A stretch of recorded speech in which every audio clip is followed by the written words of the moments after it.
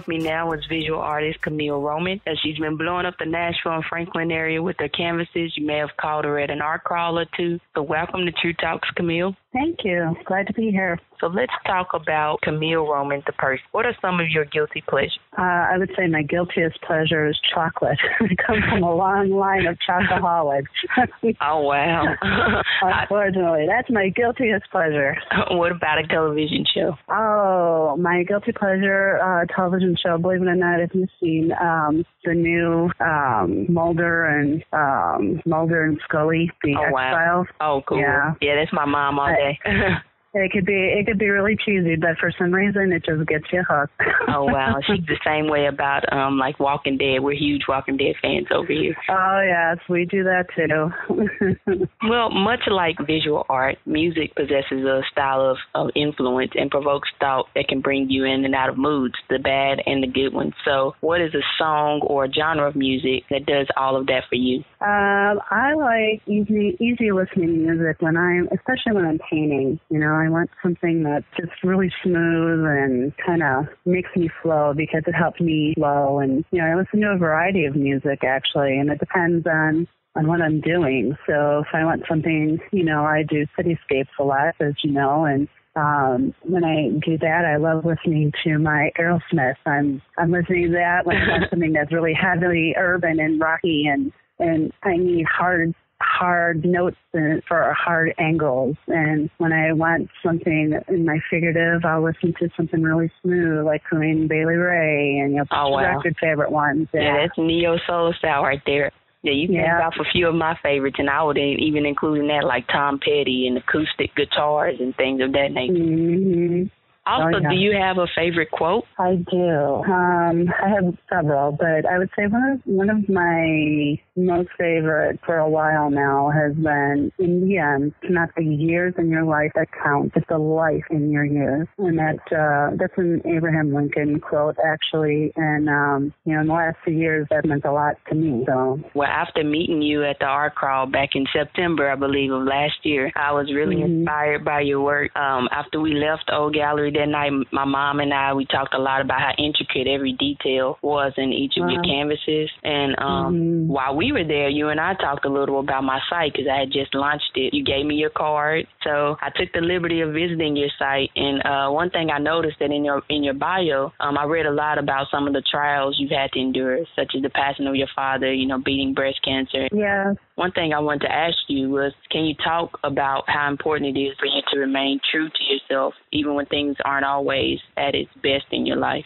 Yeah, I was thinking about that question because to me, I think it becomes even more important to be true to yourself because, and here's the thing is, you know, I think we all know innately what our soul wants us to do. We feel it. But we kind of ignore it because we don't know that's not the right thing to do. How am I ever going to do that? You know, you have that little backtrack in your brain all the time. And then you have something happen to you like, you know, an important person who passes away or you have a health situation like I did.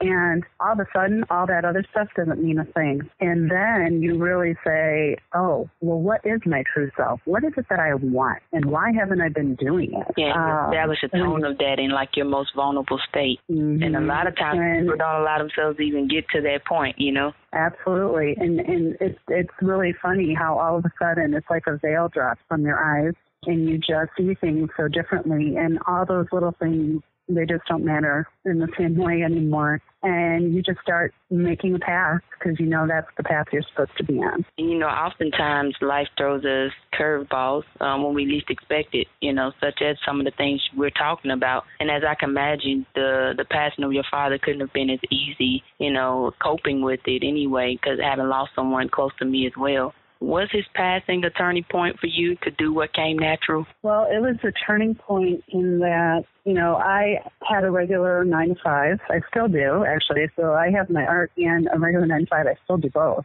Okay. But at that time, he was really sick. He had esophageal cancer and had to be taken care of. So we had several people taking care of him. But I just felt it was a good time to, I left my job and started spending more time within my parents that were divorced since I was 7. And it was a good time. We spent a lot of time together talking, going over photos, going over a bunch of things. So I think that time was good. And I really didn't start painting again until right after he died. And when he died, I actually started out doing artist trading cards. That's how I got back into painting. Oh, wow. I hadn't painted for a long time. So what was that first painting? It was just I joined this little artist trading card group, and they do little themes. And I don't remember which one. I'm sure it was probably flowers, because I was really into flowers at first back then. You don't see a flower, I don't think, in any of my paintings nowadays. But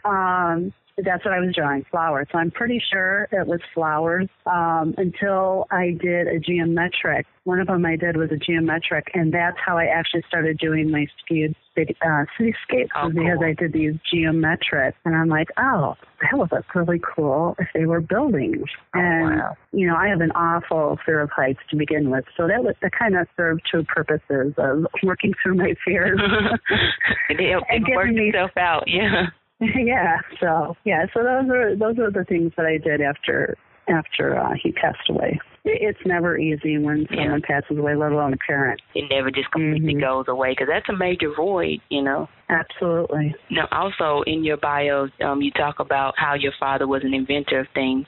Could you talk a little bit about some of the things he liked to invent? Oh, he was a welder, and he was in mechanics. Like he was like a mechanical engineer. Mm-hmm. So he would build, like he worked for Zenith, the TVs back then. Oh, yeah. It was Zenith's brand. And he used to do things like build little conveyor belts and things that would help them do their jobs easier. Oh, wow. He was a smart guy. Yeah, and then he would do little, just any little thing, like little slings that you use to you see them now all over the place, these little ratchet things that have like a cable, and you can tighten it so it doesn't fall off your truck or whatever. I can remember him at my son's baptism hanging from the rafters of my garage to show us how strong he was. And just do crazy things like that. He had all these great little ideas, and some of them for cooking, and, he knew he could do the beer can chicken roaster thing better than anybody else. Barber thing and that. I mean, all these little things. And all of those things are like big in marketing now as products and stuff. Oh, yeah. Now, how did all of that influence your approach to your own artistry? Well, I think that, he was very analytical. Anytime you had a conversation with him, it was always something very analytical. He was, pretty much, he dropped out of school when he was 15. He was pretty much self-taught. He read. I can't even tell you how many books he has gone through in his life. And the lines of my cityscapes, I think I have a true affinity for that because of the analytical background that I've come from. Another obstacle that we talked about earlier was that you faced breast cancer. Yeah. How are you now? Oh, I'm doing great, actually. I'm doing great. Before I even was diagnosed, I had decided to, change my diet and do things differently. And then, of course, I found out. But I was really, it's the thing I did because it really set the stage for me to bounce back as well as I did. Oh. I'm doing good. I plan to stay good. And, I'm just focusing on moving forward. So now what were some of the life changes that you found was most effective in beating breast cancer?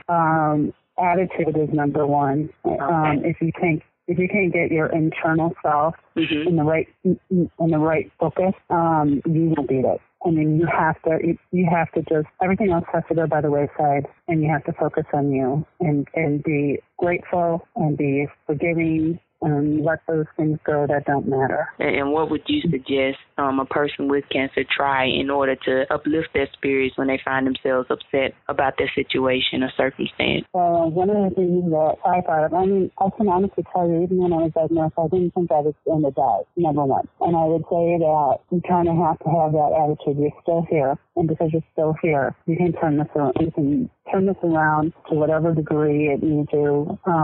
By your actions, by your thoughts, by the company you keep, by the fun things that you do in your life. You have to make your life fun. You have to. Absolutely. I love it because a lot of people, they give up not thinking they can still serve a purpose, you know. And so if you never push past that, I can't speak, you know, from perspective of experience because I've never had to deal with something like that. But, you know, I'm sure people such as yourself, you know, find encouragement in pushing past those obstacles and being able to see the bigger picture. I do always encourage you to make sure you have a good doctor and you work with your doctor. But dietary selections mean everything. Can't tell you, I was really disappointed because I would say, you know, there's something I could do with my diet to help myself. And a lot of times, you know, doctors don't always know as much about the nutrition part of everything, right? But I definitely advocate for a healthy diet in addition to going to your doctor and, you know, following along with what they're telling you. And exercise is important. That surprised me. I was reading an article not too long ago in one of like the little health manuals, and they were talking about stretching. Just taking 10 to 20 minutes out of a day can prevent you from different things like cancer and arthritis. You have a lot of paintings that illustrate passages of love, hope, and encouragement. I think one of the favorite ones that I saw downtown was like the passage of hope, like a pathway on a golden, like yellow brick road. Yeah, you had hope on there. And I mean, the tones and the textures that's in your canvases are bold, they're colorful, it's very vivid, giving your history that's to be expected. You've had a variety of things happen, which brings the whirlwind of experiences, I think, in your canvas. But why are most of them in urban environments? You know, I grew up in Chicago, multiple generations in Chicago, and I don't know if you've ever been there, but we grew up in the neighborhood where everyone knew everybody, and pretty much, you know, if you did something wrong, somebody was going to tell your mom. You know, I mean, they knew you that well, right? Yeah. So, and we had such a good upbringing, you know, so fun and so, I don't know, family oriented. And I really, really love the neighborhoods of Chicago and the fact that there's such an ethnicity, you know, there's all these neighborhoods that are, you know, different ethnicities and different food and different customs and different styles of buildings and architecture. So it's so interesting and so rich that it just gives me so much to be inspired from. So is that like your favorite thing to paint? Yeah, I do. That's one of the things. You know, I it's very funny. I'm kind of lost in my brain both. I can never decide what I want to do more, like my regular landscapes or my cityscapes. But I think you'll notice from my website, anytime I'm doing a cityscape, I'm always painting a landscape with the sun in it because now I'm thinking about it. There's always some ray of like sunshine or something. Yeah, exactly. Ray of sunshine. Exactly. I love paint sunshine, because, especially the morning sunshine, and I love sunsets too because they're so beautiful and colorful. There is, and the reason I like the morning is because that gives hope, and that is a hope for a new day and a new opportunity and a new love or a new whatever. Absolutely. And it's not an ending, it's a beginning, and that's why I love it so much. Yeah, I'm a sucker for the sunshine in the morning as well. I wake up 5 o'clock darn near every morning before I head to school, and one of the things that I love is just allowing the sun to hit my face, you know, because that's encouraging alone to me to know that I'm given another chance to do something maybe different than the day before or help someone in need. My first thought is opportunity, so I'm glad that you mentioned that. We kind of talked about it, you know, but some artists only use certain tones and textures and strokes, or have to create like a certain environment to establish a mood, which you've already, you know, addressed earlier on. But